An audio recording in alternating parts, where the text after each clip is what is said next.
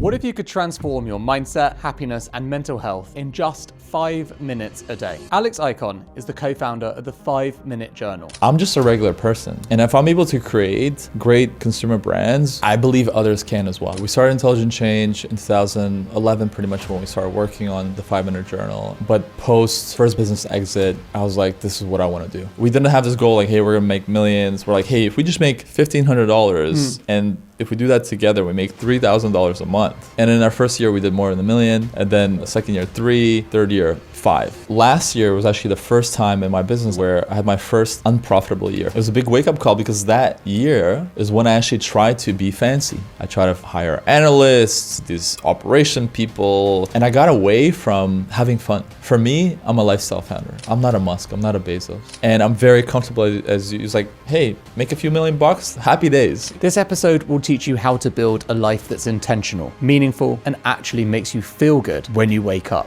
If I was 20 again, instead of going to like an entrepreneurship course in a university, instead, if you skip that, as you said, and go work for a founder that you are inspired by, if you can be there in the first 5 to 10 people where you can really touch and see everything, that is such an incredible learning opportunity because you get to see how everything works. Instead of even focusing out into the future, the way you create the best future is being fulfilled in the now. Hello, mate. Hey. How you doing? Really well. Nice little question for you. What are you grateful for at the moment? I'm really grateful for this, to be doing this interview, to be in the part of London that I've never been before. So. I love that you've never been to London Bridge. Come on, that's ridiculous. I don't go south of the river. I love that you count this as south. I mean, it is technically, but wow. Do you just live and circulate all your entire life in West London? Pretty much, yeah. That is it's like going to depressing. That's amazing. I love that you just revealed everything you need to know about you in that one sentence. Welcome. Yeah. To be fair, if you think the London Bridge is south of the river, you must be like, it's not bad, the South London, after all. No, I've been to Brixton, come on. Okay, so you've been further. Yeah. Okay. What else is keeping you grateful? Obviously, my daughter, you have a child as well. Yep. I think. How old is she? She's almost 9. Okay, amazing. It's amazing. And children are so amazing because it's a human measurement of time. So you really see like time just go by. I said exactly this to my wife yesterday. That's so funny that you say that because I was basically saying we've just got our daughter accepted into school. And so there you go, right? You're like, wow, that's mental. Our daughter's going to school next year. Like I just remember her being a baby and we're about to have another baby. Congratulations. And so I was like, it's funny. I don't feel any older today than I felt when Margot was born, like at all. That's scary. And visibly, I couldn't necessarily see that I am and stuff. But like you just said, with a child, you're literally like consciously observing how fast life is going in front of you. Exactly. And I think that is the only way that I've ever been consciously able to measure life moving fast is actually watching a child growing up. Exactly. Because you get to our age and you kind of just don't notice it, right? Yeah. You're just sort of plodding along, assuming that you're still 30. Which we I'm both 25. are. Which we both are. Yeah, okay, sorry. Sorry for aging you right there. So you have a very interesting career. And I know that you've spoken about it a fair amount. You've told me directly about it. You've spoken on lots of different podcasts about it. But I do think it's really important to give the context of why we'd be doing an episode talking about what you're grateful for, etc. So where did your career start? What were you originally doing? And were you a sort of different Alex Ikonn to the guy you are today? Yeah, let's go way back. It was actually, I don't always talk about this story. I'll say, entrepreneurial career started when I was 11. And I was an immigrant in Canada, didn't speak much English. Immigrant from? Russia. Right. And didn't have money. My mom just divorced from my father, single mother, no English as well, working like night shifts at a factory. And I was like, just like any kid, like I want to buy candy, I want to go to the movies, and it's like, there's no money. So there's this guy, this is super illegal, but he would take children in front of a 7-Eleven. We'll stop you right there. Yeah. So how illegal are we talking? So my sister, she was 4 years older, so she was probably about 15, and she's like, "Hey, there's this guy who picks up kids on every weekend on Saturday and Sunday, and takes them to random locations around the suburbs. He gives you a bucket of flowers, and you pretty much buy it off him wholesale. So say it will be $50 for this bucket of flowers. He'll kind of loan it to you, and by the end of the day, whatever you sell, you get the margin on each flower sold." So that was my first foray, I would say, into entrepreneurship as an 11-year-old, being at random strip mall plazas in Canada with barely any English, selling flowers. So that's how my career really began. And then as I got older, still, I would say a lot of struggle, growing up in, I would say what you consider like kind of like social housing here in the UK. And when you come from a poor background in those environments, all you think about is just money. You're like, I just want money, I just want freedom. Especially back then, I think hip hop culture was really hot, and I was really deep into that. And so I was just always looking for different ways to make money. And entrepreneurship was not as hot as it is now. And back then it was banking. So I was like, okay, I need to get into finance and be a stockbroker. Banking's always hot. Finance, always hot. Exactly. So I was like, okay, I need to get into finance. And I didn't have the marks for it. However, later on, I got my shit together and was able to get into business school and started working at a bank on a retail level. So just like at a branch, thinking like, hey, while I'm in university, because I still had to work, I will work at a bank, get experience, and once I graduate, I'll get an even better job because I'll have more experience. But then 2008 came along, and I get fired. So that was kind of a kick out of the corporate world for me. Okay, so you get fired. You're no longer a banker. I can see you as a banker, actually, just quite a smiley one. Oh, yeah. I love wearing suits. I'm not wearing one today, but I should have showed up in the suit today. Yeah, I'm disappointed with your grateful tie. Okay, what happens next? Getting fired from a career that I thought, I was really actually happy. And I wasn't a person who was like, hey, I dread 9 to 5. I hate this. I was just happy to have a 9 to 5 and to potentially not work weekends. Because I also, like my mother, like I said, factory jobs myself, also a retail stock person, selling flowers on the street. So having a job even at a branch was like incredible. And get fired, that was my first lesson, especially in this corporate organized world. You're just treated like a number. You're not treated like a human. I was fired because I had kind of like a side hustle. And in a bank, you just can't do that. You can't do side hustles in a bank. You have to be fully dedicated to the bank. Weird. Understandable. However, if you think about it, at that time, I was working at a bank pretty much full time. I was studying university full time at night. So I was taking lectures at night. And I had a side hustle. And obviously, I was still dating girls. And I was like playing basketball and meeting all my targets. So in some ways, corporate was short-sighted to see the potential I may have. It'd be like, hey, actually, we're underutilizing your potential. Why don't we give you more opportunity? Instead, they're like, get out of here. You like 1 + 1 is 2. You don't fit into this box. Get out of here. And that was my moment to start taking responsibility and say, okay, let me give this entrepreneurship thing a shot. And that's when I went off on my own trying to build a business. What business was that? At first was social media marketing, because this is 2008 and Gary Vaynerchuk was just kind of coming out with his book Crush It, and it was just ranting with his wine library. And I was like, holy shit, this is the thing. And I drank the Kool-Aid, and I said social media is going to be the next greatest thing since sliced bread. And wanted to be in this field. Twitter, Facebook, Instagram didn't even exist. And my first business was social media consulting. And that was tough. Like back then you were viewed as a snake oil salesman. Like you're just, this is not a real industry. You can't do commerce on social media. And so it was really difficult. So for 2 years, I really struggled. And I would try to maybe even do some websites, do whatever I can to try to get paid.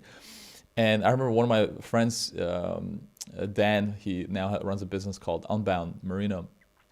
And I think he felt sorry for me. He gave me like one of my first consulting gigs and paid me like $300 for like 2 hours of my time. And I was like, oh my God, I made $300, you know, like that was incredible. And I was almost about to give up. And that's when my other friend is like, hey, I heard you do the social media consulting thing. I have a startup. Why don't you come work for me? And his startup was called Nanodots, and it was this magnetic toy for kids and I guess adults as well. And I really didn't want to take a job. However, I needed the money. So I went and I said, okay, cool. He's going to pay me like $4,000 a month. I'm like, that's actually more than I've ever made even at the bank back then. So let's do it. I took that job, started working for him, trying to do social media consulting, but like full time. And right away, you know, being back in the cubicle, I was like, I don't want to be here. I can't do 9 to 5. I'm now unemployable.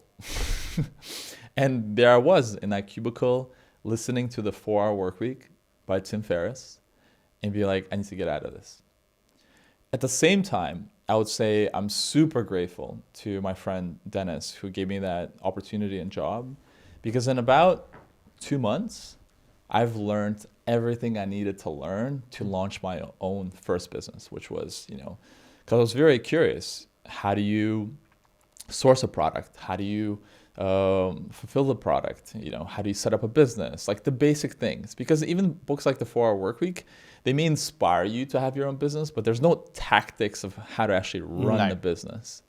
And here I was working directly with the founder and asked them all the questions I needed to ask to be able to then start my own business. There is a lot to be said about that, isn't there? Because I think that's one of the interesting messages on social media today is everyone should be an entrepreneur. Entrepreneurship's amazing. Just go be an entrepreneur.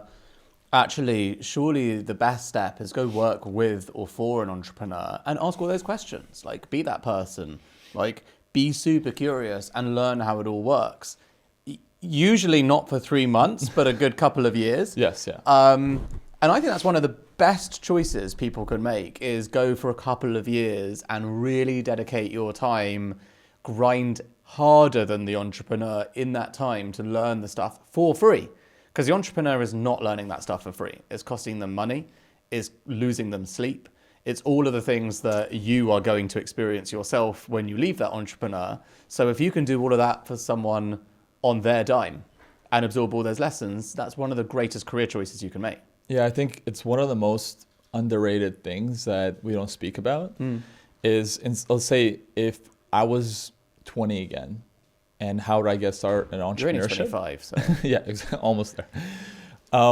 Instead of going to like an entrepreneurship course in a university, instead, if you skip that, as you said, and go work for a founder that you are inspired by and try to be as close to them as possible. Because obviously once, as you know yourself, once a company gets big enough where things get a little more siloed, then you won't have that access. But if you can be in that first couple of years. Yeah, first couple of years. Yeah, first right. kind of. Because at some point it's not, you know, you take that chief of staff role, but there's too much fragmentation anyway of roles. Yeah, if you can be there in the first 5 to 10 people where you can really touch and see everything, that is such an incredible learning opportunity because you get to see how everything works.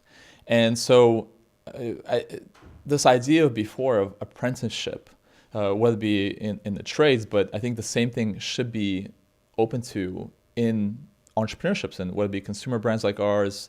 And it's a lot of, I see even people who work for me, oftentimes they don't take advantage of being like, hey, this guy's actually built multiple 8-figure businesses. He knows his stuff. Maybe let me ask him some questions. People don't take that opportunity. They don't get curious and they don't ask questions. And I think they should. Running a business across borders used to feel like chaos until I found Wise Business. Wise is the app for doing things in other currencies, including managing finances of your international business. With one account, my team can pay suppliers in over 40 currencies. Clients can pay us from around the globe, and since my team has their own logins and limits, I can just check in when I feel like it with total peace of mind. With Wise Business, there are no hidden fees, there's no exchange rate markups, and there's no subscription costs that eat into my profits. Setting up the account was a breeze, and payments go out in as little as a few seconds. Wise even syncs with my accounting software, so I'm not bogged down in the weeds. Plus, with 24/7 live support and security like two-factor authentication, I can trust that my money is safe. To learn more about how Wise could work for your business, visit wise.com/business. It's international business made simple. Yeah, I think it's really interesting. There's a challenge that I often bring up. You know, there's an ethical question about it. But when I started in employment in general, I did exactly this. I mean, I went to work for a total psychopath, but I still worked for almost free. I worked for £12,000 a year. Yeah. So really, that wasn't even legal then. But this is like 2008, right? And so, you know, there were no jobs. So to get a job, even at 12K, you were thrilled.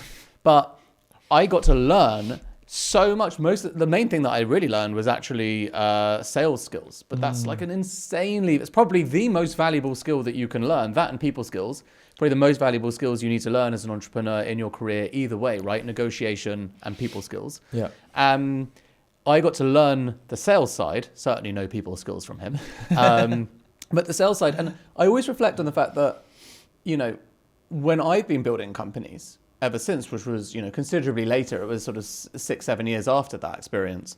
If you want to hire an intern, or even if you want to do it today, you know, London minimum wage, like living salary, etc. now is like, 24, 25 grand. Mm-hmm. So there are so many startup founders in London, let's just talk about here, who would absolutely love to have someone in that role, right? Who's fresh-faced, full of ideas, desperate to become a founder, knows that being the right hand to a founder is a great career choice for them.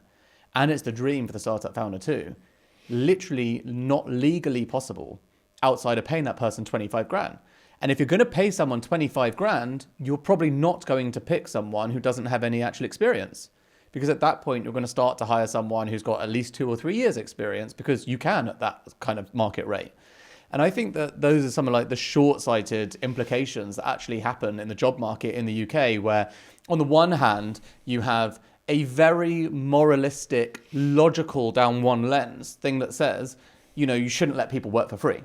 You know, free internships is a terrible thing for people. It's just for rich kids. Like there's all this sort of narrative about it. But on the other side, if you're running a startup, you don't have money. Like that is literally the definition of your startup. You don't have products, customers, money or anything. But what you have is energy, enthusiasm, ideas, passion, and the willingness to bring something to life. If you can get interns to work with you and everyone's happy and they're all agreeing that that is the way that the reality, basically, because there is no money, then that is a better opportunity for all of the people involved than just closing that door entirely.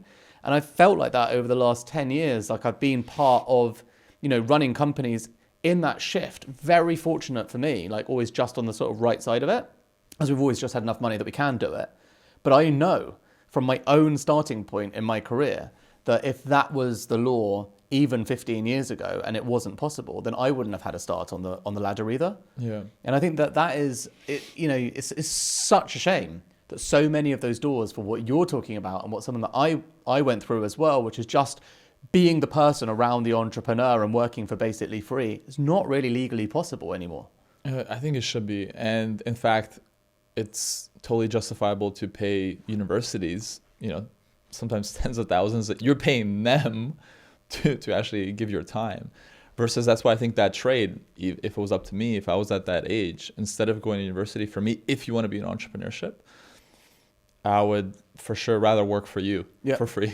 Yeah, great. Well, I've got that on record, so I'll take it. Thank you for offering. So you got your first big hit with YouTube. What do you mean? Well, your the first business. Yeah. Okay. Yeah. I love my leading question. You're like, no, I didn't. Wait, yes, I did. Okay. Like it's been so long ago. it's now 2025. We started on YouTube in 2010. Yeah. And so it seems like forever ago. And the funny thing about YouTube back then, people already would be like, oh, it's too late. So like that's the like all the the YouTube gurus and whatever, they're already established. There's so many people, you won't be able to stand out. And as I was speaking about seeing that social media back then already is going to be the next medium for yourself to be able to build, whether it be your personal brand or your consumer brand. Because the reason we approached YouTube as a channel, because as you said, as a startup, you don't have a lot of money, especially for marketing. We started with no investors and wanting to just create a lifestyle business. So that was very simple. We had about 20,000 in initial capital, which came from credit cards and a line of credit, because we used to work at a bank. And the funny story, they don't have this, I think, here in the UK. In America, you get all the time these offers from credit cards. They're just trying to drown people in debt. So if you have a credit card, or they'll have this credit card offer, be like, hey, get this credit card and have 6 months of no interest and a credit limit of 10,000. I'm like, okay, free money for 6 months, I'll take it. That was our funding. And we had this crunch of like, okay, we're going to draw this 10,000. We need to make money in 6 months. Or we get then 20% interest, which is very expensive. And so for us, like, what's the fastest way we can get attention and traffic to our business? So we went from idea, which came from us getting married with my former wife, Mimi. And we got married. That's where the idea for hair extensions came. And I said, you're going to start a YouTube channel even before we even have a product. So the idea right away was start a YouTube channel that's all about hair-related content, giving people valuable content of like how to style their hair, how to do different hairstyles. So she was already growing audience as we're building the brand, which I'm designing in like Photoshop, sourcing the product from China, creating the packaging, creating our own photo shoots, all that stuff. And we launched from idea to product launch in 3 months. And when we launched, we already probably had 100 plus subscribers on YouTube, which doesn't sound like a lot, but you're already getting maybe 100 views per video. And when we launched after those 3 months, and you go live, you go to sleep, you wake up, and we actually made 2 sales. And to be honest, to this day, it's probably the best money I've ever made in my life. Going to sleep, waking up, and money in the bank account. And it was just incredible. So from then on in history, that channel then became, one of the largest YouTube channels in the hair space, with over 500 million views in about 6 years, over 3 million subscribers, over 300 videos. I've probably filmed and edited most of those and did everything. And at the same time, that was more of a 4-hour work week. So we would go surfing in Costa Rica for 2 months. We would, travel around the world and have an incredible life. So, and only 2 staff in that business, even throughout the years. As in 2 staff ever? No. We like at any one point. We hadn't scaled it, but like the first few years. Yeah. Because like we're just in our mid-20s. Yep. And the goal was just to make $1,500 a month. We didn't have this goal like, hey, we're gonna make millions. We're like, hey, if we just make $1,500 and if we do that together, we make $3,000 a month, we'll make $36,000 a year. And we just live with my mom. We can just travel frugally and live a good life. And in our first year, we did more than $1 million. And then second year, 3, third year, 5. And we only had 2 staff in the first 3 years. And I presume that some of the places that you stayed in just got a little bit fancier and a little bit fancier. Yeah, for sure. Yeah. Did you sold that business for millions, right? Yeah. So what was the story there? The story there was, when I started out in business, I didn't know about, as we were talking about, like fundraising, private equity, VCs. I didn't know about any of this industry, even though I wanted to be in banking. And then as the channel blew up, all of a sudden we started getting approached by private equity firms, by VC firms. There was one incredible story. We were actually in the Bay Area and just traveling, and we get an email from one of the partners at Sequoia. So Sequoia is one of the largest VC firms in the world, legendary, Google, the whole thing. And they're like, hey, we'd love to invite you to like Sand Hill Road to like meet with us. And Mimi and I are like, sure, okay, we'll go to Sand Hill Road. So we get there and we meet with one of the partners, and one of the partners' wives is a customer. And she's like raving about us. And if you look at the business from the outside, like there are a lot of our videos back then, we get like 10 to 20 million views on like a hairstyle video. So just the YouTube channel alone is actually super valuable. We would never actually monetize it, which was a huge mistake. And then so we meet with one of the partners. He's like, right. So like he's trying to get the whole story. He's like very interested. We come with no pitch, unprepared, and we're just these two people who are just living this lifestyle business. And right away he's like, okay, I got it. Like they're not ambitious. They're not trying to build a $1 billion brand. So he kind of just like writes us off. But at the same time, for us, it was still a very valuable experience to get recognized by some of the greats.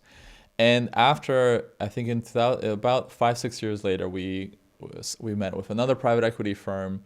And I'm just like being open to these meetings because you can learn so much by people who are way experienced than you, see more businesses than you. So I get to also ask them questions like, what are you looking for? What's the kind of metrics that would get certain multiples? And what is a multiple? Really going basic. And they kind of gave us a fairly lowball offer. And we were in New York. And plus like a 3-year earnout. And I'm like, why would I stay for 3 years while I sold you the business and you get to keep the growth?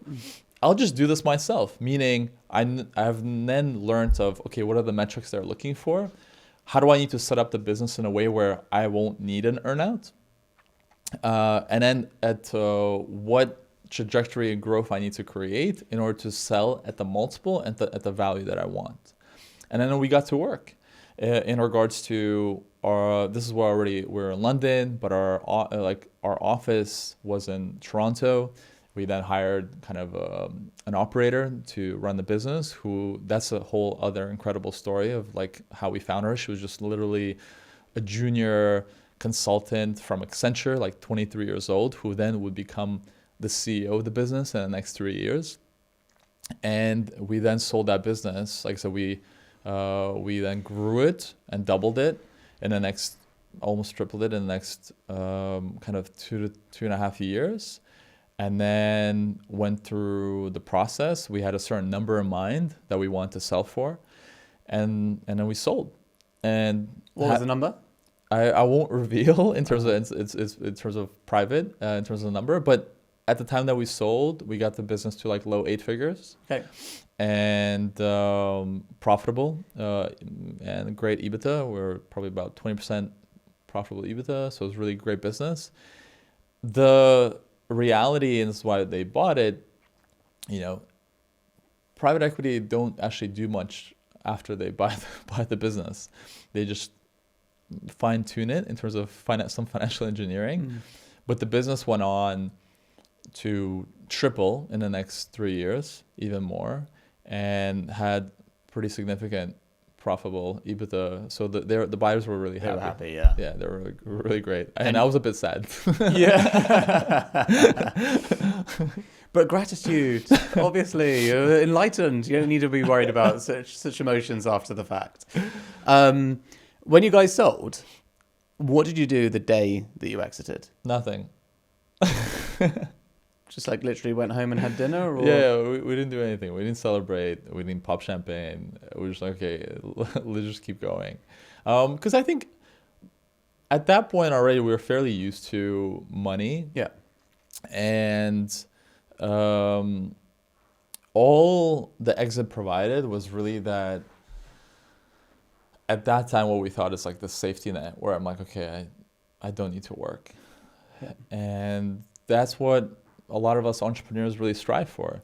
Yeah, you need the psychological freedom that you've got that safety net. Yeah. But of course, once it comes, I've not really met many entrepreneurs, and I've obviously met hundreds. I've never met many that were like happy with the safety net and then never did anything again. That's kind of the problem, isn't it? It's like, you've got the safety net, that's great, but it turns out that, you know, it's actually quite a meaningless existence to just do nothing. Of course. I think at that point, I was already intelligent change. We've already had it at that point for about 5 years. So you started it during... Okay. Yeah, we started intelligent change in 2011, pretty much when we started working on the 5-minute journal, and 2013 is when we launched. And so it was always like a side thing. But post first business exit, I was like, this is what I want to do. And I was already, before the exit of that business, I was already in the process of buying out my co-founder in Intelligent Change. We're 50-50. And a year after we sold Luxy Hair, I bought out my business partner in Intelligent Change fully. And I said, let's go. And that was 2020. So. Okay. Christ. Yeah. Good timing. Great timing, yeah. Intelligent Change is interesting. It has a bit of what I would call the Deciem problem. Do you know the company Deciem? Of course, yeah. Yeah, so Nicola, who's the founder and is one of my friends, she, you know, she's the founder of Deciem, but if you say Deciem, most people don't go, of course. Ordinary. Exactly. The Ordinary, they have the hit product. And I feel like Intelligent Change is very similar. I don't feel like if you go in the street and say, do you know Intelligent Change? People are like, yeah, I love that brand. But if you say, do you know the 5-minute journal? Everyone's heard of the 5-minute journal. It's a, you know, total runaway success hit product, right? I'm wondering, you know, just before we get into the story there, is that part of the thinking with something like Intelligent Change, which is almost like, you know, it's a portfolio business and there are products, and in any portfolio, you're going to just have your hit. And what you're trying to go for over time is obviously multiple hits, but what matters is that you at least have a hit. I think when we incorporated Intelligent Change, that was more like, okay, we need a business entity. Although now more and more we are working towards how do we build up the Intelligent Change as a brand to be that lifestyle destination brand for well-being and wellness. And that is something that we've been working on in the last few years. However, as you said, for sure, it's the products on their own, whether it be the productivity planner or the 5-minute journal, or now our new big hit is like actually the life designer. There are, in a way, separate brands. And even the strategy that we're doing now is we try to really marry everything on the Intelligent Change website. But what we're seeing is building out standalone even like websites and funnels for each product is more effective towards it. So in a way, it's like, it's, you know, as Disney creates films, so Intelligent Change is that production studio, and then that studio then creates separate off brands and hits that and titles that potentially will do well and we can continue and grow it, or vice versa. But that's we're really in the like the production business, whether it be like movies or records or books, or in our case journals, where you have to create this intellectual property that will either do well or not. Did you take a break in between, you know, exiting tens of millions and actually already having a business that's running? Did you take any break in between, or just get straight into Intelligent Change day one? I think my life is a break. And this is, I think, you know, something we can kind of get into, is that this whole idea of, you know, work-life balance and how do you design your life. What separates me from most founders and entrepreneurs, I'm lifestyle first. This is also the reason why I'm an investor, as I am in Heights and your business. I don't take investor money. And the reason for that is because I want complete freedom. I actually believe that if I would take investor money, I'll be way more financially successful, because when you take on investor money, there's way more accountability that is there, because you're now responsible not just for your money, but also other people's money. And if they see me, as people usually do, in my stories and the way I live, where I'm in Greece or in Cape Town or wherever I am in the world, they'll be like, dude, why are you not working? What's going on? It's funny you say that though, because I bump into in all the same places, and you're my investor, and you're like, why aren't you working? I'm doing this for freedom. Whereas I'm like, yeah, but at the end of the day, The results show. Yeah, I was gonna say, I don't give a fuck what you think. If you care about the results, not necessarily where I am. But it is interesting that you think that. I think that is true. I think there's a real conventional reality. And I think the only other conventional reality, 100%, is you got to deliver results. So if I'm hanging with you as we were in Cape Town and stuff, and you're like, isn't this guy meant to be fucking working? I just invested in his company. It's like a Thursday. Right. The only reasonable rebuttal that you have for that is like a really great quarter of results. But I think at the same time, investors can sometimes say, hey, well, Dan is doing so well doing this work-life balance. Maybe he could have doing even more in revenue. And I think that there is probably a good part of that's true. I think that's a really interesting thing. I'd love to touch on this with you, right? Yeah. So there is totally an aspect that I think there's something that you and I have reflected on together, and we have in similarity, which is when we're working, we're productive as hell. Mm-hmm. So we're good at prioritizing, we get stuff done. And I think, I can only speak to myself, but I focus on output. What is the meaningful output that I'm driving with the time that I'm spending here? And then also, how do I make sure I'm recharging? Like, how do I make sure, I've gone through a really intensive period of work getting stuff done. Now, how do I recharge my batteries? And I think and oscillate between those sort of two modes quite a lot. There is, the alternative, which is if you take to the extreme, someone who's really great at getting stuff done, etc., and doesn't take the breaks, you can end up with a career like Elon Musk's. You just can, right? You just keep going. Yeah. And so that is a totally fair, in theory, criticism of a person, right? Which is, seeing as you've mastered that thing, you're actually wasting a lot of potential. Yeah. That's the challenge. And I wonder, do you think that you're wasting potential? 100%. Potentially. So much. I waste so much potential. Especially when you get around, as you have your founders community, and you have an incredible community of founders that I do as well with like the summit that I run. Want to know what kills big deals faster than anything? Security compliance. Honestly, it's a headache, and I don't know anyone who likes doing it. But there is a solution, one that makes security compliance easy. Vanta. Think of Vanta as your compliance wizard. They automate everything for SOC 2 and ISO 27001, turning complex security requirements into a simple, streamlined process. Over 8,000 companies from startups to giants trust Vanta to handle their compliance. Use Vanta so you don't get slowed down by security paperwork and focus on what matters, growing your business. Visit vanta.com/secretleaders now and get $1,000 off in your first year. And the truth is, we're surrounded by founders who are making hundreds of millions or $1 billion plus, and you're like, shit, like I'm as good as he is. I'm actually fairly good in terms as capable, and I can pull this off. And sometimes I think, am I leaving a lot on the table? And in full truth, I am. However, it is an intentional choice. Because what I realized for myself, especially like post-exit or doing well with even my first business, is that how much is enough? And I think many times we, as founders, we get sidetracked by other people's success or style, or even Elon Musk or Bezos, and we start trying to compare ourselves to them and try to emulate them.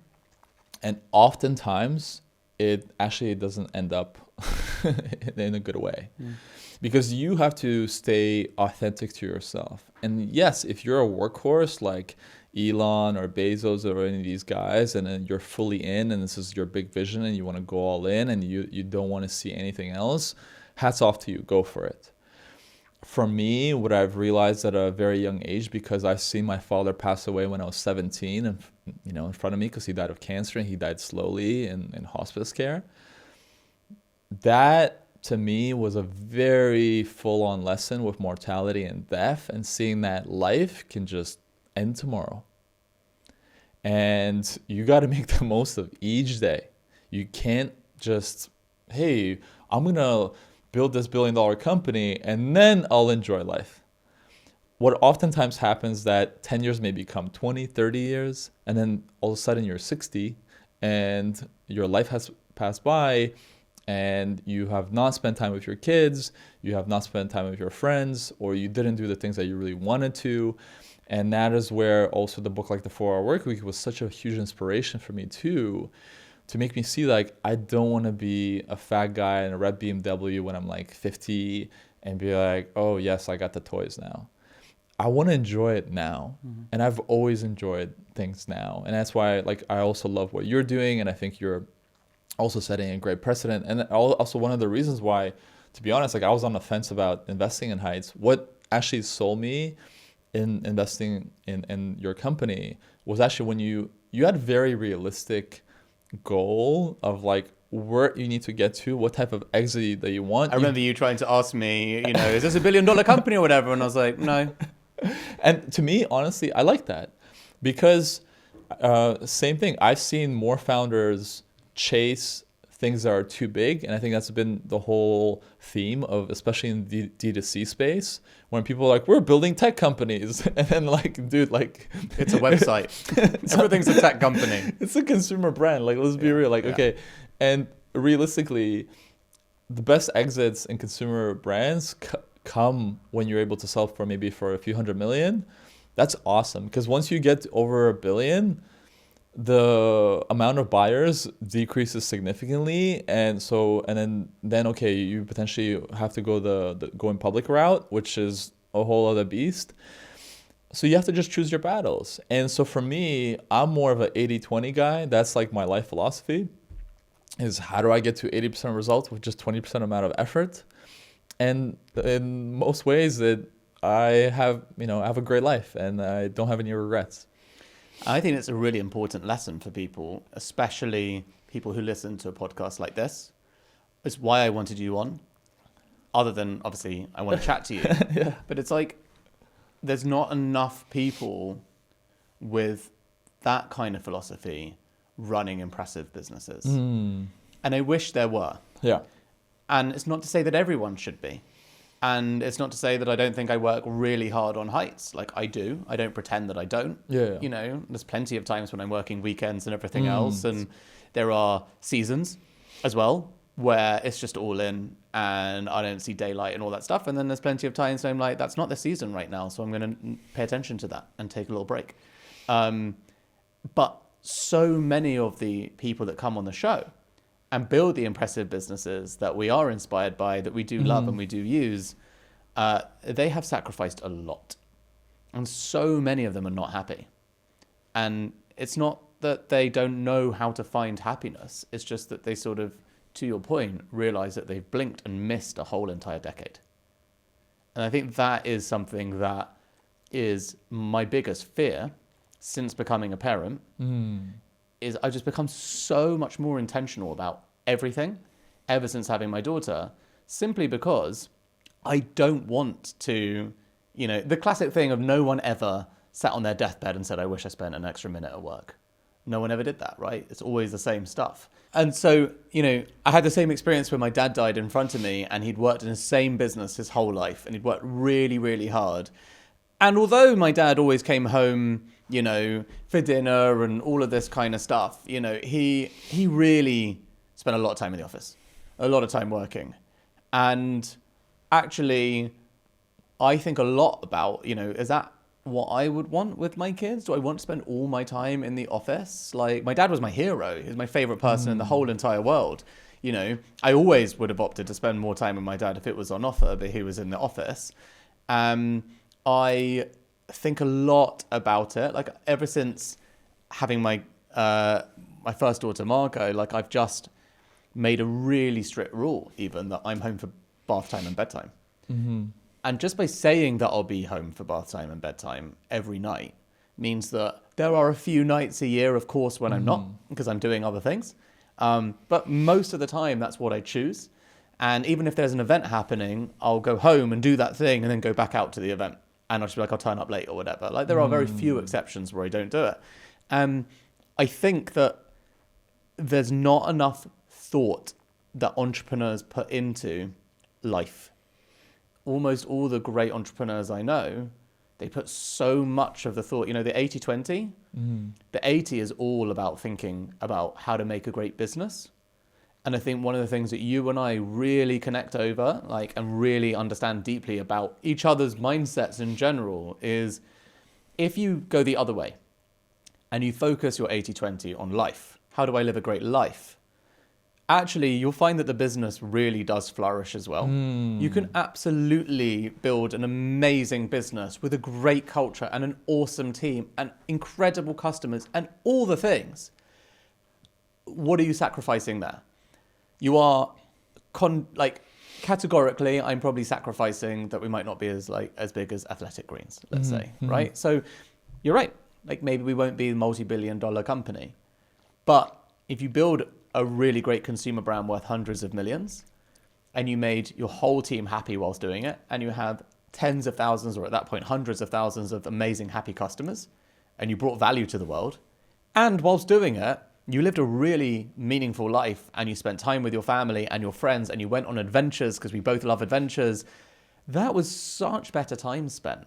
And I think that the huge, sad problem that you only really learn if you have a parent actually die in front of you kind of thing is that everyone is waiting to live their life. My dad was waiting to live his life post-retirement.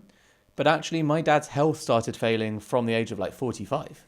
So the right time to try and figure out how to optimize and tweak those things is now. Is whilst you have your health, your vitality, in the near future, I'll be in my 40s. And I was actually having a conversation with someone about this the other day. And they were like, how do you feel about being in your 40s? I was like, well, firstly, I'm not there for a while. But, regardless of all of that, I've got a couple more years. But I think your 40s sound like the best years ever. Firstly, you have the wisdom of experience of being past the difficult confusion of being in your 20s, past the sort of, big moments that come in your 30s, like marriage and kids and things like that. That's all very destabilizing and very confusing because it's all so new and you don't really understand how to deal with it. But in your 40s, hopefully, if you've done some of those things correctly, you also have a lot of the financial leverage that you wouldn't have had in your 20s and 30s with a bit more of the freedom. So most importantly, if you've been sensible, you have your health. And so you kind of have this beautiful convergence of all these moments of life that surely just compound enormously in that decade. I think it just sounds like the most amazing time ever. I'm super looking forward to it. Yeah, I think most importantly, you're having a great time now. Yeah. And instead of even focusing out into the future, the way you create the best future is being fulfilled in the now. And I think one of the things that you said that really resonated, and it was actually something that I had big awareness on recently, because last year was actually the first time in my business, I might have shared this with you, where I had my first unprofitable year. So I've always been at least 7-figure profitable, always for the last 15 years. That's my track record, always at least $1 million plus. And last year was the first one where I lost money. I've never lost money. And it was a big wake-up call. It was a big wake-up call because that year is when I actually tried to be fancy. I try to hire analysts, these operation people, try to do all these things that big companies do. And I got away from having fun, approaching the business just like a game, and try to be, let's scale and grow and become all, and that's not me. And so for myself, you have to understand, as you said, with many founders, recognize what type of founder are you. For me, I'm a lifestyle founder. I'm not a Musk. I'm not a Bezos, right? I have fun. I have it easygoing. And I'm very comfortable it's hey, make a few $1 million, happy days. Yeah. There is a hilarious thing about lifestyle founders that it's really is laughed at and looked down upon in the general, successful entrepreneurial community anyway. And I always think joke's on you if that is how you think. These lifestyle founders are laughing every single day. They're enjoying their work, they're making money, everyone's happy, and they're living their lives. You think that they want your life? I don't think so. And so that's why, from even coming out and like speaking, because as you said, not many people are speaking about it in this way. Yeah, because it's embarrassing. It's like I said, you're considered a lesser person for wanting that. Because in the founder community, a lot of times it's like, what's your growth rate? How many employees do you have? Like, we get judged by those type of metrics. Yes. And when you say to somebody, oh, like I have 2 staff, like, to be honest, now I had a friend who's a founder. He's doing a 9 million run rate consumer brand. He has 1 staff. To me, I'm like, dude, you're so inspiring. Yeah, totally. So I think that it has to reverse now, where it doesn't have to, but I'm saying for many people, and one of my goals, even, becoming more public and, doing more podcasts, I'm going to relaunch a lot of my content and YouTube, is to show that I'm just a regular person. And if I'm able to create great consumer brands with pretty like the 80-20 philosophy, I believe others can as well. That doesn't mean, like you said, you still have to work hard, especially in the early days. We've all had those like nonstop. And in fact, I still work a lot, but my work is fun. So even when I'm thinking about my business all the time, I get ideas all the time. I'm having meetings that may lead to business opportunities because I have that frame of mind that I'm having fun, and it's something that I'm enjoying. But the moment I try to I made my business something that is not authentic to me, that's actually when things started to fall apart. And this is why now I'm going back to my roots of like, let's have fun, create content, meet other like-minded people, also work with a team of like, what ideas are we inspired to do? Not what even our customers want. Like, what do we want to create? What is fun to us?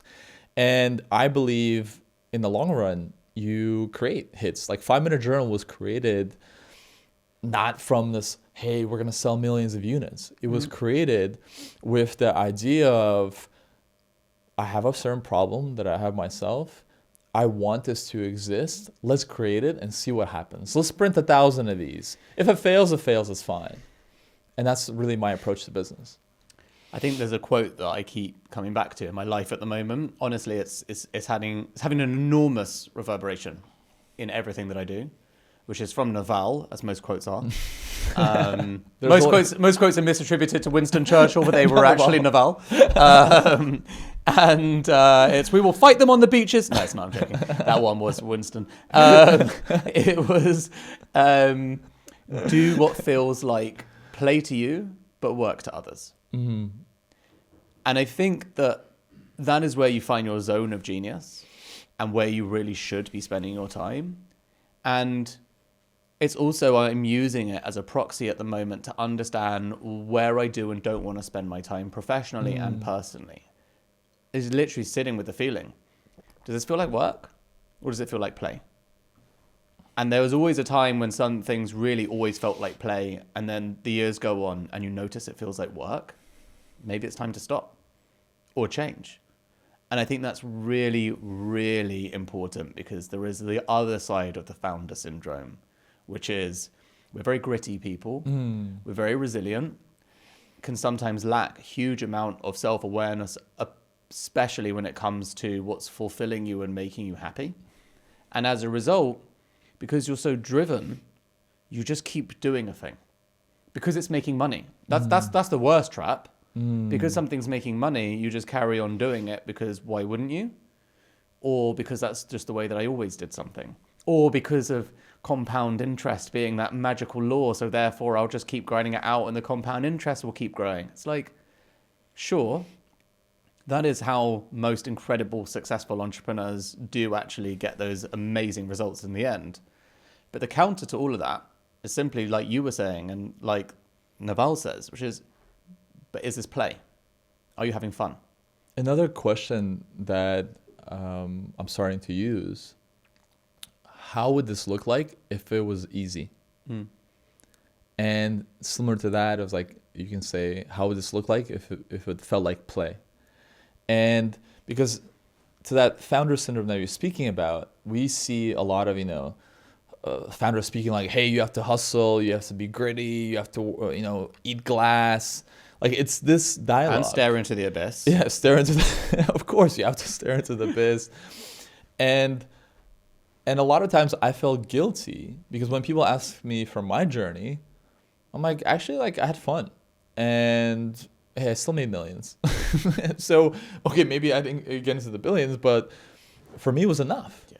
And sometimes knowing what is enough for you, because the truth is I now hang out with billionaires. Mm-hmm. And I still eat this at the same places, stay at the same hotels. What am I missing? Okay, maybe I don't have my own jet card, and I don't fly private, and I may not have as big as a fancy house. Okay, but I have what I enjoy. You just actually, as well, in that very quick sentence, you actually genuinely ticked off the entire list. As in, because there is a top end to this stuff. There is. The thing is, it's not like a billionaire eats in a restaurant that a millionaire can't afford. Like, I mean, there are levels. There are levels to these things. Like the really only difference I've ever known from. I also know billionaires. The only difference is that they fly in private jets, and that is cool. But that's the only thing. And some actually choose and not lots of to. millionaires can afford to fly in private jets if they want to anyway. So that's kind of the thing. The levels aren't that different. So really, it just becomes about some kind of gross accumulation of intangible assets that are just sitting in digital numbers somewhere that you never really touch or feel, and they don't really mean anything. Yeah, one of my friends and mentors, and he's a proper billionaire, like one of the wealthiest families, and he's quite older. What I love about him is, and that's why he taught me to understand that enjoying life is the most important aspect. Because we were just walking in Hyde Park on a Thursday, 10 a.m. And he just stops, looks at me, smiles, and he's like, Alex, this is life. It's Thursday, 10 a.m. We're walking in the park. And this guy is super wealthy, but he understands that it's the freedom and time and ability to, let's say, go for a walk with a friend on a Thursday morning can be one of the most fulfilling, enriching things that you can do. And this is why now I get like high off life, just being able to be present and to understand that one of the biggest gifts is just to be able to spend time with your daughter or your wife or your friends, or yes, to maybe go on a holiday with the people that matter to you, or just like I said, take a Tuesday morning off to go for a walk with your mom because she's in town, and you can do that and you're not hustling away, and then you see your parents pass away. So we do have to, I think, redefine what is success, redefine how you can become successful, and redefine how we build businesses. One thing that I come back to a lot, and I say to my wife almost weekly, it's almost like a mantra, a reminder for both of us, because obviously we're still normal people living in London, right? So you get stressed and all the things. Yeah. Constantly stop her and say, we're living the good old days right now. And it's because you know for a fact that unless you keep reminding yourself of the fact that you're living the good old days right now, you will lose sight of it. And never met anyone really who was, 2 decades older than me, whatever, that didn't, reflect with pure nostalgia and admiration for the age that I'm at and the experience that I'm having with a young child and all that stuff, and be like, God, they were just the best days. And it's hard to know when you're in them. But the reality is, like, there's a huge middle chunk of your life, probably from the age of 20 to 60, roughly, right? Which is like just pure the good old days. And the most difficult thing about running ambitious businesses and being those kind of entrepreneurs is you just totally lose sight of it all. And all that matters is the next thing. And that is just so difficult, and it's a real shame. Yeah, and I think this is the reason why the 5-Minute Journal has become a hit. And the reason why I've created it is to just remind myself of whether it be the simple things in life and every day. Because the ultimate formula for happiness is expectations minus reality equals happiness. It really is. And the reason why so many even wealthy people are quite miserable is because the expectations go out of control and you start comparing yourself to other people. Like, oh, well, yes, I'm wealthy, but I'm not flying that jet. So yes, if your expectations are there, and even though you're flying business class, but you're like, you're still gonna be unhappy. And you have to remind yourself of what you have. And for me, it started with very simple things. My life really turned around because when I was, a late teenager and my father died when I was around 17, I felt like I'm the biggest loser. I have, total victim mentality of poor me, lost a father, I'm poor, I'm in this really, neighborhood where there's no opportunities, I'm just gonna work in a retail store if I'm lucky. And to then pause and reflect and actually be like, I'm 18 years old in Canada. Any 80-year-old billionaire would trade places with me in a snap to be in my position right now. That's the reality. And that's why you said we sometimes lose the sight of how lucky we are with what we have, whatever we may have. And not to compare ourselves to others, but to be present with ourselves and be appreciative and grateful for whatever we're given. And with that foundation, that's how I myself was able to build something that I dreamed of. But it didn't come from the lack of me not being there or not living my dream life. It came from actual appreciation of the present moment, even when I could have looked at myself and be like, I have nothing. And that's when the whole journey began. And the 5-minute journal, it's quite popular in these very wealthy communities because many people lose just remembering of just how special their life is. Because once you get into the trap of, oh yeah, I'm just, in Saint-Tropez and Amalfi, and here I am in my yacht. And you see, even we all fall into the hedonistic trap of once you do certain thing many times, you just get used to it. But the way to override that is to stop, become aware of just how special this moment is, just to be able to breathe. We all know once we get sick, even with like a little cold, just how, oh my God, it was just amazing just to be able to breathe, to get up, to have energy. Yeah, there's a great quote from Confucius, which is, a healthy man wants a million things. A sick man just wants one thing.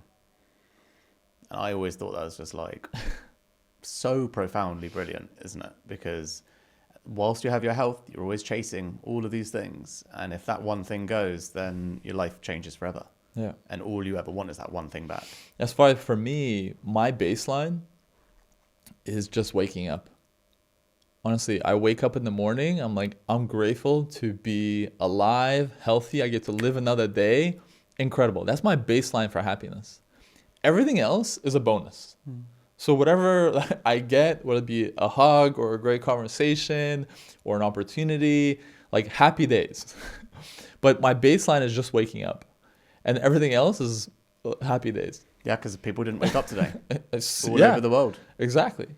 5-minute journals are super interesting because, when I was really depressed, I was recommended to go to a talk randomly at the Welcome Center, and there was a guy called Martin Seligman doing this talk. Little did I know, never heard of him or anything else, and I didn't know why my friend had recommended it to me, but I went because I was like depressed, had nothing to do.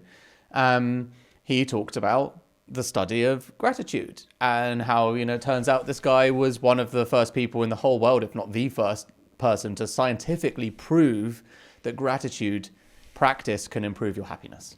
And where he was different from being just a psychology-based experiment is, he would use MFRI scans in the brain to actually prove what's happening to your brain when you practice gratitude and all of this stuff. Anyway, super fascinating. And in many ways, in the scientific community, Martin Seligman is kind of the guy when it comes to gratitude, which is super interesting because you've ever heard him, met him or anything, he's the grumpiest, most miserable guy in the world. It's super random, but it's true. So there's a very good juxtaposition there.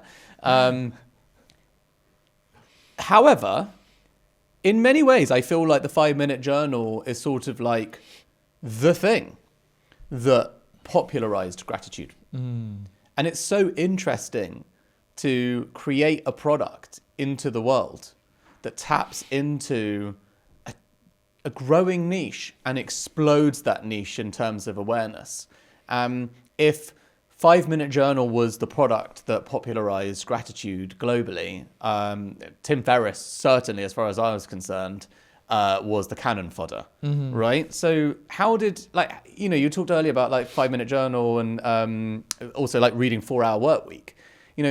How did that feel knowing that Tim Ferriss was using your product and, actually that must have felt quite full circle? Well, the crazy story with Tim Ferriss is he received one of the first 1,000 5-minute journals we've ever created. And when we launched the 5-minute journal in 2013, our friend Jason Gaynard was putting together an event called Mastermind Talks in Toronto. And Tim Ferriss was the keynote speaker. And it was an all-day kind of mastermind event. And we just got our inventory. And the first units, we literally just opened the box. And we're like, hey, let's gift it to Tim Ferriss because he's going to be at this conference that our friend's putting together. In the first 5-minute journals, we actually had acknowledgements, and Tim Ferriss was one of them because we said, hey, you inspired us with the 4-Hour Work Week. This is our muse business to create this product. And my co-founder at the time, UJ, he gifted them the 5-minute journal. And as you know, these people get gifted stuff all the time, or people pitching them their product, gifting them products. I'm sure you probably give Tim Ferriss your hypes if you saw him. Damn straight. In real life. And by all means, sometimes they can just look at it and just chunk it in the rubbish. For sure. So, but, obviously... Especially a product like a supplement or a book, right? Because they're I'm not putting that in my body. And I'm also this book's heavy, I'm going to throw it away. Exactly. When you're traveling. And just by our luck, sometimes, it just goes your way. And Tim was going through something and he saw something in the book and he's like, hey, I'll give this thing a shot. And this is before his podcast. This is 2013. So he was just an author back then. And he, I think a year or two later, he launched his podcast and then he started talking about publicly how the 5-minute journal was part of his practice of practicing and be able to practice gratitude on a daily. And of course, that really helped the trajectory of the journal and everything that we've done. And the reality, though, I think, as you know, with your own customers, it comes down not to just the celebrities or the influencers. The success of the business is really by your customers. If your product is something that they get value from and they benefit from, they will tell other people. And this is where also I think some of us get lost in this kind of acquisition funnels and things like that and thinking we just acquire customers. Yes, you may. However, if your product doesn't deliver on helping people solve a certain problem in their life, it will still get flat the moment you turn off the tap of marketing. And so with us, it's been incredible that to this day, it's been more than a decade, he still uses and references to the 5-minute journal, which is totally incredible. And beyond more incredible, obviously, that he's inspired so many other people to use this habit to be part of their lives as well. So I'm very grateful to him and grateful to so many also just regular people who share and gift the 5-minute journal to their family and as stocking stuffers like during Christmas or any other time. So it's truly incredible. I think it's quite an expensive habit.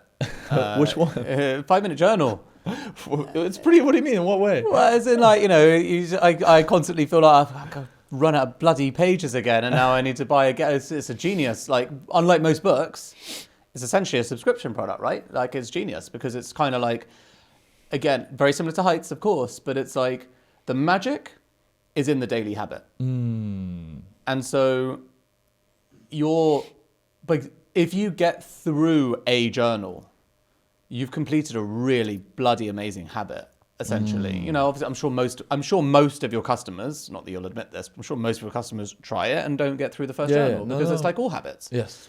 But for the ones who get through the first one, you've just done an incredible commitment to yourself for your happiness and everything else, in a really committed, gritty, meaningful way. And you don't want to give up that streak. And then the next book comes, and then the next book comes, and before you know it, you're like 4 or 5 years in. I imagine, you probably just have 2 sets of customers, right? The lifers like me, who just like, that's just what you do now. You just are a gratitude journaler, and also often because that's how you started, it's also how you finish, right? I think it'd be very weird to get through a few 5-minute journals and then change brand, because also consumer habits, right? Brand has to piss you off or upset you for you to change once you're committed to it. Like, what's the point? It's never done anything but add value to you. So people don't go shopping around for slightly cheaper or whatever. They just stick with the thing. I think, some of the things that we can speak about, which can be helpful in helping also people shaping habits or consumer brands. Also, when we first spoke, what really stood out to me about you creating Heights was your intention in the design of your packaging. Yes. And then what you said was, to help people stick to a habit, you want to make sure that the product is out there and that they can see it. So if the bottle is beautifully designed, there you go. If the bottle is beautifully designed, Heights, you will more likely be able to put it out there because you want to show it off. Like, hey, this is a really cool thing that I have. And you'll be able to see it and then actually use the product. And same thing with us, people think, because now there's so many, journals and things like that. What helped us grow was really that intention that we've made in regards to making the product very simple, beautiful, and something that you want to have, whether it be on your bedside, nightstand, or on your coffee table, or even your kitchen, a morning table when you have your coffee, that you want to interact with it. And it really uplifts and elevates your space and also the way it makes you feel. So even those people who will say may not use the 5-minute journal, but have it on their bedside, I believe they already feel more grateful just having the product there, because it reminds them, just by having that cue of looking at the 5-minute journal, like, okay, maybe if they don't write it, they'll maybe think of something or they'll think, I'm a grateful person, whatever it may be. But having that cue and reminder is so key to product creation. I completely agree. Also, there's a hack that I've done for years, which is I literally have a tiny little note that's written on just some paper that I, tore out of a book. So nothing special. It just says, very similar to you, but you seem better at just remembering the thing, whereas I still use the paper. It just says, I'm grateful for waking up today. And it sits on my bedside table, and I wake up, and the first thing I see, when I'm not thinking about it at all, I'm not like, oh God, have I had a good night's sleep? Have I not? Do I want to do, is my daughter crying? Does she need me? Any of that stuff, irrelevant what's going on inside of my head. Once you read those words, they've gone inside your head. When did you write it? Oh, like 6 years ago, I reckon. Was it an emotional moment? Oh yeah, very. Is there a story that you can share with why did you write that? Yes. I'd been to an ayahuasca retreat, and I had gone in with, there's a thing with ayahuasca. So for those that don't know, it's a very powerful psychedelic experience. It's a spiritual experience, so it's not like recreational. You're sort of there for a couple of days in a specific type of space with shamans, etc. And I'd gone into the experience wanting lots of stuff. So I'd gone in really, big visions of who I'd like to become and how I, must be this person, I must be that person. And I'm a little sad with where I'm at in my life. And the broad thing that people say in these kind of communities is, with ayahuasca, you don't get what you want, you get what you need. And as a result of going in with the intention of show me all of the amazing things I can become, I obviously got the complete opposite experience, right? Which is, the whole entire psychedelic experience I had was instead, never mind what you can become, look at all you have. And so I was, given multiple different psychedelic experiences over the weekend that were transported into the experiences of people with less than me, so that I could come back to my own reality and realize everything that I have. And there was one particularly profound thing, which was just about having to go and get water for my family, and actually coming back to it and realizing that every single day I wake up, I've got a tap over there in the kitchen, and I just have to like turn on a tap. And so every morning I have water. And it sounds obviously, you know, for whoever's listening, obviously a bit like, oh God, like bit much. But I think the most important thing to say about this is I knew there and then that, unfortunately, it wasn't my first psychedelic experience. So what I learned from, and what I've learned in general from psychedelic experiences, is they're incredible in the same way as therapy can give you a breakthrough. You get a breakthrough insight that could change your life. There's absolutely no guarantee that it will change your life at all, because all it is an insight. And it can break through a lot of noise and teach you something very deep and profound that you really need to learn. But the magic of it changing your life is absolutely all in the habits afterwards. So are you going to change your life based on what you learned? Or is it like, you know, no matter how profound anything that happens in any experience, 2 weeks later, you're still you. And so if you went back to the daily grind and still getting annoyed when your mum calls you and like triggered by that thing over there, if you just go back into all the same patterns, you'll still have the insight, but nothing will have changed. And I knew for a fact that the power of me waking up in my bed, looking over and seeing a tap in my bathroom and being reminded of that moment would fade within a week. I knew that by now. I knew that I wouldn't be grateful in a week to wake up. I knew that I'd sleep badly one night, or my cat would wake up with a paw on my face, or I'd be like, fuck off, or, you know, I knew that life would happen to me. Yeah. And so I was like, the most simple hack I have is I'm going to write this note. I'm going to leave it on the side of my bed. And then whatever happens every single day, I will wake up, I will read that note, and I will say to myself, I'm grateful that I woke up today, so that I can actually start and realize that I'm starting the day with a lot to be grateful for. And then, you know, sure, other life and stuff can flow. But I think that's a really important thing, right? Which is understanding that to change your life, you don't really need an insight. You need an insight and then the commitment to behavior change. And that's the hardest part. For sure. And that's why, as you said, completing a full 5-minute journal will really equip someone to retrain and create a habit of being grateful. Because at the beginning, for many people with practicing gratitude, as you said, it'll be like, really? Like, okay. And it's also like the same question every day I'm grateful for, and you repeat it. And like, this is so repetitive. Like, how many things can I be grateful for? I'm just saying the same things. That is the point.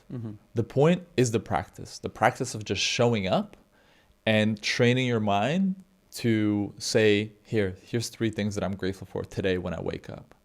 And what people start to notice, the reason why we've been able to sell millions of units, and not just of our own journal, also other journals who are similar to us, you know, who are trying to create the same kind of framework, is really get you to start seeing a different lens on life. And part of the, you know, you mentioned Martin Seligman, part of the design of the 5-minute journal was with positive psychology and the research made there. And one of those theories is really about the reticular activating system in your brain. So there's a part of your brain which is called the reticular activating system, is that once you focus on something, you will start recognizing and seeing it in the real world. So say after watching or listening to this podcast, you notice you've maybe never heard of the 5-minute journal before.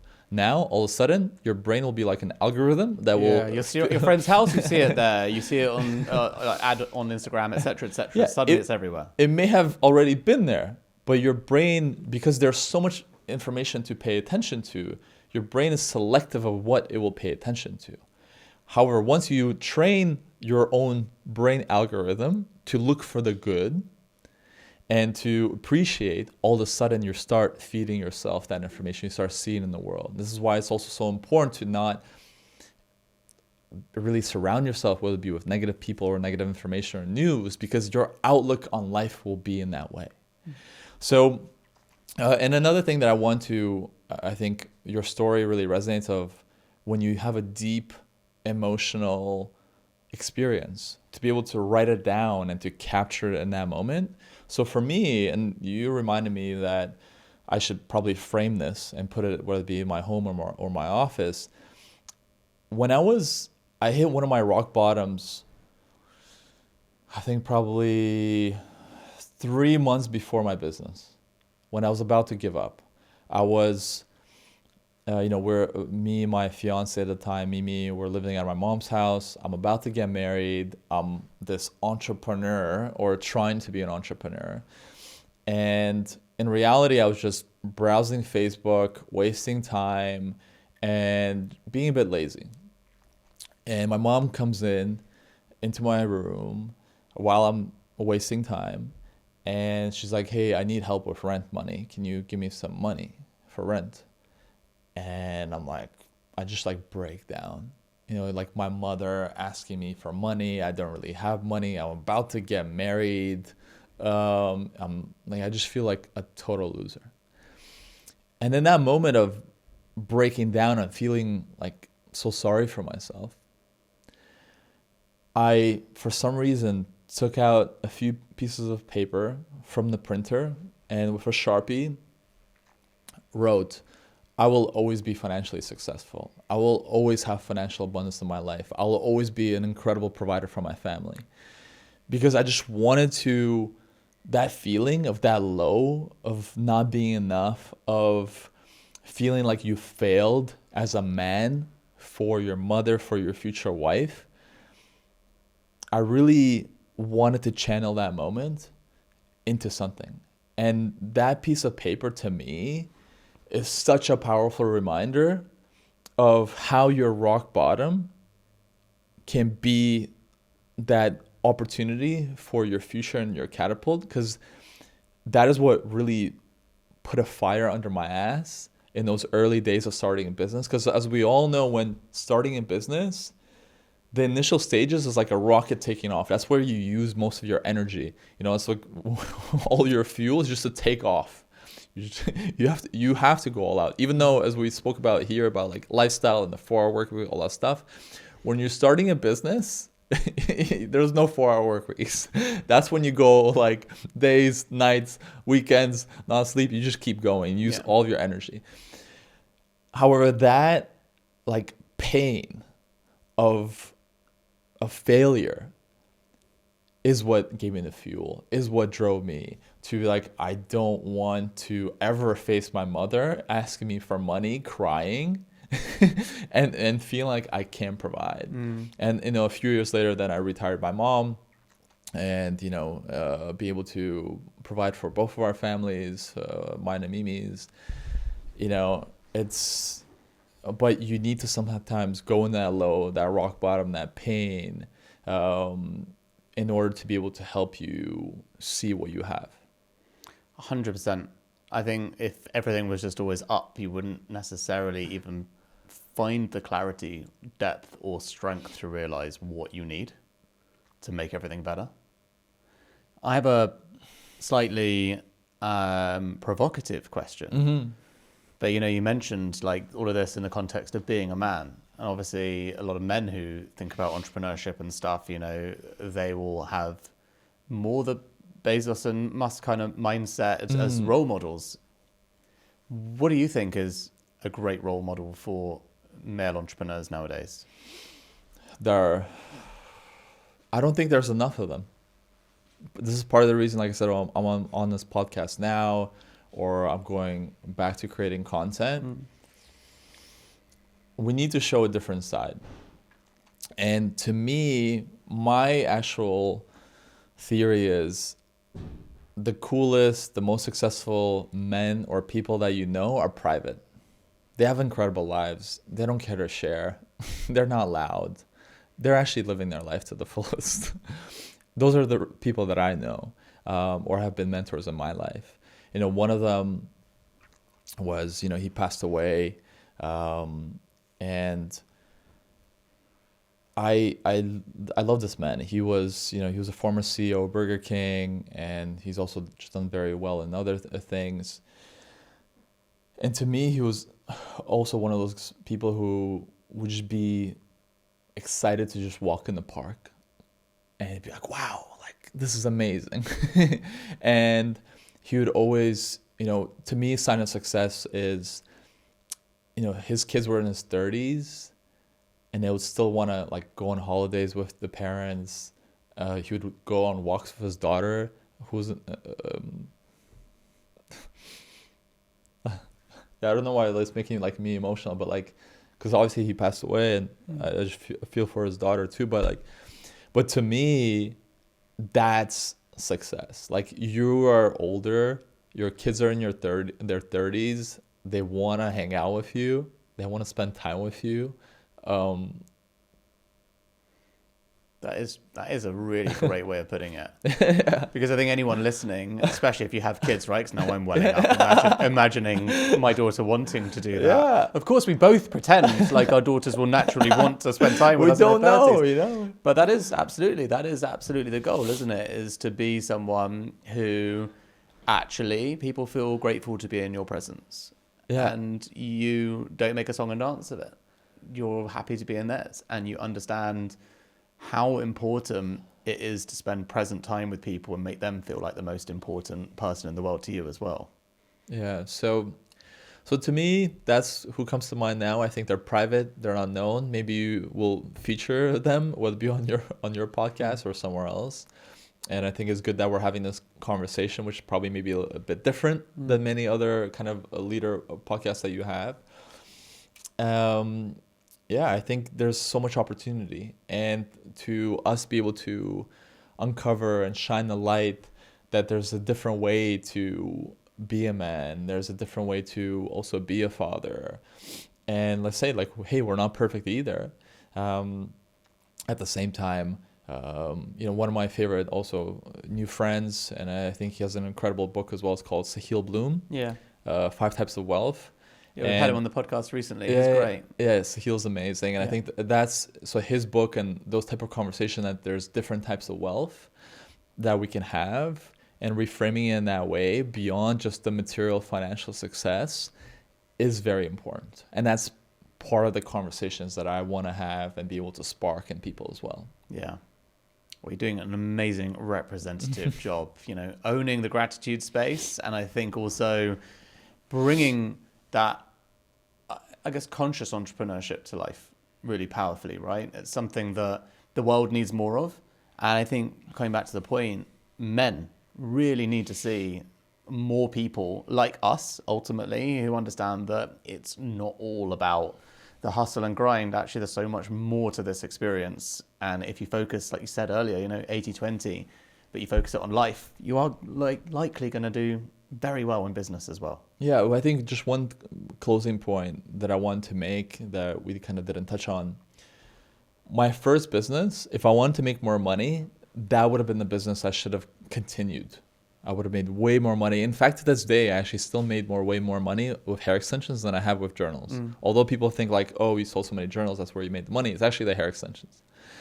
And as you said before, making that decision to choose aligning yourself with your passion, purpose, and not chasing more money and knowing what's enough for you can be one of the hardest and most important decisions that you'll make in your life. And so I think if anyone's at this point in the podcast and you're a founder, I really implore for you to explore, are you stuck because of your success? Or are you there because you're genuinely pumped about the product and your mission and what you're building? Because I could genuinely tell you, hair extensions was not my passion or my purpose.